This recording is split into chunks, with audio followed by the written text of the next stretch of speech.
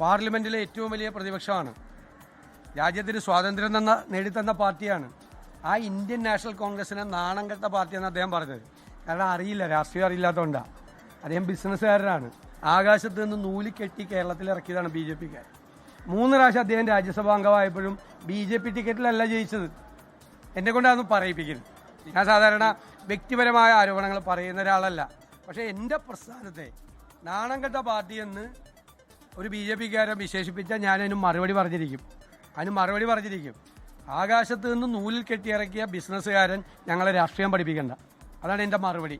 ഞങ്ങളെ രാഷ്ട്രീയം പഠിപ്പിക്കേണ്ട. ഞങ്ങൾ ഈ കേരളത്തിലെ സാധാരണക്കാരായ ജനങ്ങളോടൊപ്പം പ്രവർത്തിച്ച് രാഷ്ട്രീയ പ്രവർത്തനം നടത്തുന്ന ആളുകളാണ്. ഞങ്ങളെ രാഷ്ട്രീയം പഠിപ്പിക്കേണ്ട.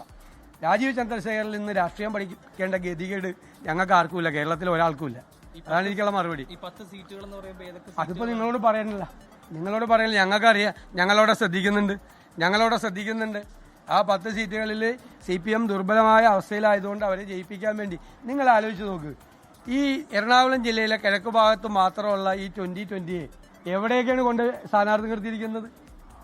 NDAയിലെ ചില ദുർബലരായ ഘടകകക്ഷികൾക്ക് സീറ്റ് കൊടുത്തിരിക്കുകയാണ്. പല സ്ഥലത്തും CPM സ്ഥാനാർത്ഥികളെ പരസ്പരമുള്ള കൈമാറലാണിത്. ഇന്നലെ മുഖ്യമന്ത്രിയും പറഞ്ഞു രാഹുൽ ഗാന്ധി നയിക്കുന്ന കോൺഗ്രസ് BJPയുടെ B ടീമാണെന്ന്. ഇന്ത്യയിൽ പിണറായി വിജയൻ അല്ലാതെ ഒരാളും പറയില്ല അത്. കാരണം ഈ BJPക്കെതിരായും വർഗീയതയ്ക്കെതിരായും സംഘപരിവാറിനെതിരായും സന്ധിയില്ലാത്ത പോരാട്ടം നടത്തുന്ന നേതാവാണ് രാഹുൽ ഗാന്ധി എന്ന് ആർക്കാണ് ഇന്ത്യയിൽ അറിയാൻ പാടില്ലാത്ത? രാഹുൽ ഗാന്ധിയുടെ ശത്രുക്കൾ പോലും പറയോ അങ്ങനെ അദ്ദേഹം പോരാട്ടം നടത്തുന്നില്ല? അദ്ദേഹത്തെ ഇല്ലാതാക്കാനാണ് BJP ശ്രമിക്കുന്നത്. പാർലമെന്റിനകത്തും പുറത്തും അദ്ദേഹത്തിനെതിരായിട്ടുള്ള അതിശക്തമായ ആക്രമണമാണ് അവർ അയച്ചുവിടുന്നത്. അവരുമായിട്ട് നിന്നുള്ള അദ്ദേഹത്തിന്റെ പോരാട്ടമാണ് രാജ്യം മുഴുവൻ ഉറ്റുനോക്കുന്നത്.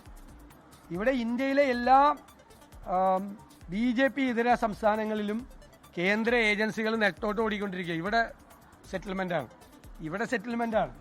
ഇവിടെ തകർന്നു വീഴാത്ത പാലാരിവട്ടം പാലത്തിന്റെ പേരിൽ ഇബ്രാഹിം കുഞ്ഞിനെ ജയിലിലടയ്ക്കാൻ നോക്കിയതാണ്. തകർന്നു വീഴാത്ത പാലാരിവട്ടം പാലത്തിന്റെ പേരിൽ 150ഓളം സ്ഥലങ്ങളിൽ ഹൈവേ പൊളിഞ്ഞു വീണ്.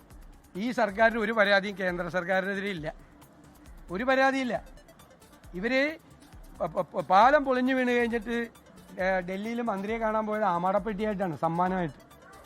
പരാതിയായിട്ടല്ല, ആമാടപ്പെട്ടി പ്രത്യേക സമ്മാനം. ആറന്മുള കണ്ണാടി എന്തോ ആമാടപ്പെട്ടിയിൽ വെച്ചിട്ടുണ്ട് കൊണ്ടുപോയത്. നമുക്ക് എല്ലാവർക്കും അറിയാം. പിന്നെ നരേന്ദ്രമോദിയും അമിത്ഷായും എവിടെ ഒപ്പിട്ട് കൊടുക്കാൻ പറഞ്ഞാലും ഒപ്പിട്ട് കൊടുക്കണ മുഖ്യമന്ത്രിയാണ് പിണറായി വിജയൻ. ഇരട്ടച്ചങ്കൊക്കെ ഡൽഹിയിൽ ചെല്ലുമ്പോൾ 90 ഡിഗ്രിയിൽ കുനിഞ്ഞുകൊണ്ടാണ് നിൽക്കുന്നത്. ഇരട്ടച്ചങ്കൊന്നും ഇല്ലാതാവും.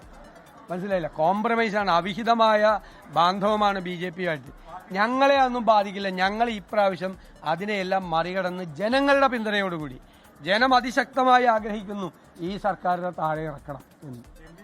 ലോകത്തെവിടെയായാലും ഏത് സമയത്തും 24 വാർത്തകളും ഓഗ്മെന്റഡ് റിയാലിറ്റി പാക്കേജുകളും എക്സ്പ്ലെയിനറുകളും വിശദമായി കാണാൻ ഞങ്ങളുടെ YouTube ചാനൽ നിങ്ങൾക്ക് സബ്സ്ക്രൈബ് ചെയ്യാം.